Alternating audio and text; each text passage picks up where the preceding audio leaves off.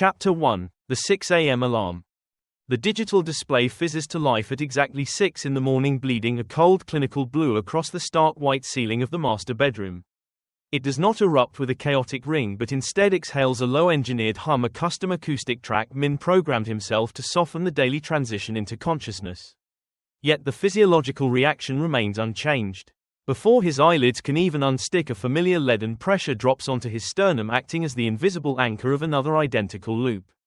Beside him, and stirs her breathing, a soft rhythmic rustle against the premium Egyptian cotton sheets before she shifts her weight, turning her back to him, entirely encapsulated in her own private borderland between dreams and reality.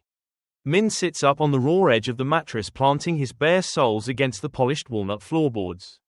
He designed this entire space to be a temple of clean lines and minimalist perfection, a physical testament to his status as a senior architect.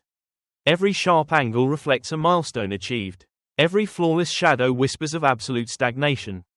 He moves through the dim hallway like a ghost haunting his own property. In the kitchen, the Italian espresso machine whirs to life on its automated timer, the metallic hiss of pressurized steam cutting through the silence as dark roast oil drips into a ceramic cup. The sharp, bitter aroma fills the air, a sensory cue that once promised comfort but now merely serves as the opening bell for the daily shift.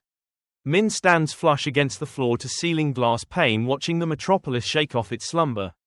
From the 20th floor, the morning traffic resembles a stream of synchronized bioluminescent beetles navigating a gray labyrinth of concrete and steel.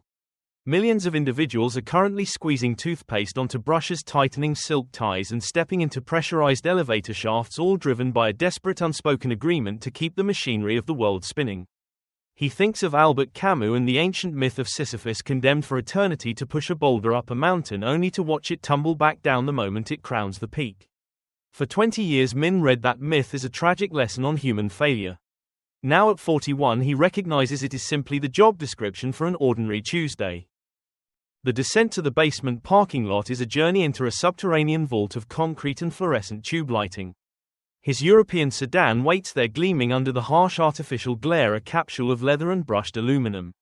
As the heavy garage gate rolls open, Min merges into the pulsing artery of the city commute. The cabin is insulated so flawlessly that the external symphony of roaring motorbikes, shouting street vendors, and distant construction jackhammers is compressed into a dull, harmless underwater murmur.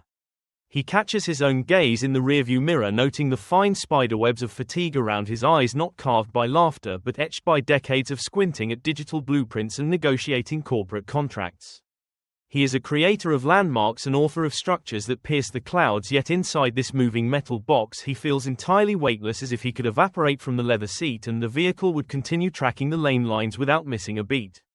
The radio announcer speaks in a bright plastic cadence about fluctuating market trends and luxury real estate developments, a voice broadcasting from an alternate dimension where these numbers still possess the power to validate a human life. Min reaches out his fingers, brushing the cold console, and twists the dial, slicing the manufactured optimism into a sudden suffocating silence. He grips the stitched leather steering wheel tightly, feeling the dull thud of his own pulse against his palms. The boulder has settled at the very bottom of the hill. The summit is still 8 hours of spreadsheets and meetings away. He presses his foot down on the accelerator, letting the machine carry him forward, because the alternative of stopping is the only thing left that terrifies him more than the loop itself.